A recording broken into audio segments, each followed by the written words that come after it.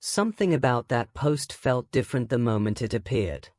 Not the usual light-hearted banter you expect from a chaser after a solid win. This one carried a sharp edge of genuine frustration, the kind that makes you lean closer to the screen even hours after the episode has ended.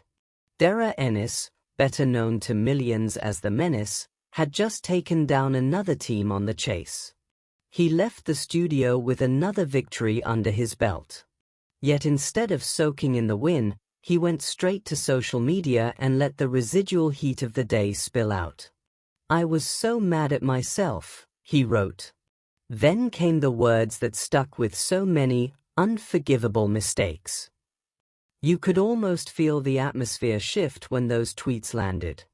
Viewers who had watched the episode only hours earlier suddenly found themselves replaying the same moments with fresh eyes. One question in particular seemed to haunt him. Nicknamed Balls on the Falls, the sculpture rise sits in Belfast, the UK capital he knows so well. Roger, one of the contestants, got it right. Darragh did not. The Irish chaser, the man whose knowledge usually feels encyclopedic, missed a clue that pointed straight to home ground. "Falls," he later wrote, as if the very word still stung. And then there was the second slip. Ice Age. A film so many of us grew up with, yet in the heat of the chase he momentarily filed it under Pixar. The kind of association trap that can catch even the sharpest minds when the clock is ticking and the pressure is rising.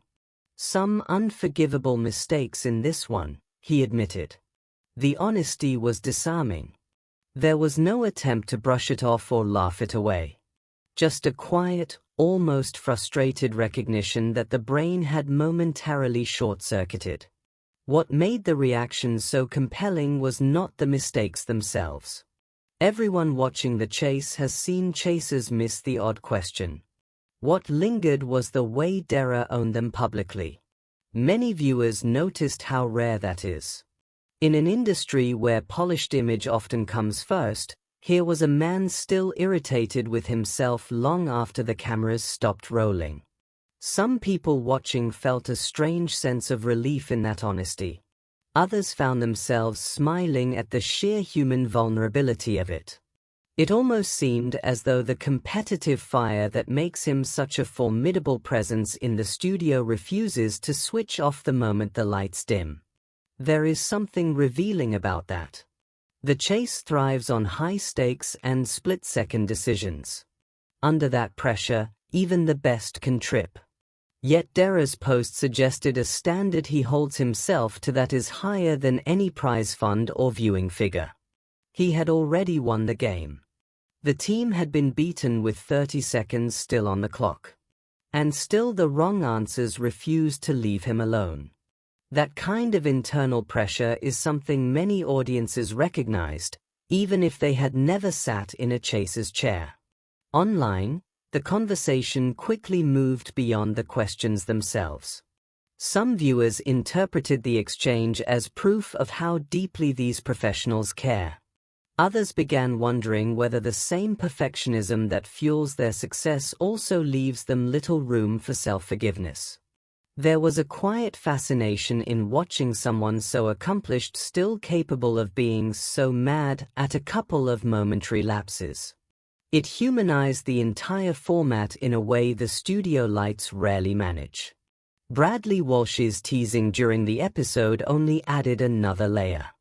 The host's gentle ribbing is part of the show's DNA, but on this night it seemed to land differently once the tweets appeared. Suddenly those studio moments carried an extra weight. You could almost picture Darragh replaying them later, the laughter still echoing while the frustration quietly simmered underneath. What stays with many people is not the scoreboard or the final chase. It is the small, private battle that continued after the applause faded. A man who had already done his job still wrestling with the answers that got away. In a television landscape that often prizes smooth performance above all else, that raw self-accountability felt surprisingly refreshing. Perhaps that is why the post sparked such conversation.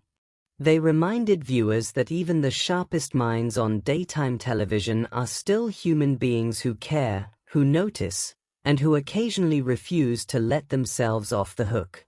And maybe what lingered longest was not the sculpture or the animated film, but the simple admission that even after a win, some mistakes still feel unforgivable. If you watched that episode, what stayed with you most? The questions he missed, or the honesty that followed them? I would love to hear what you noticed.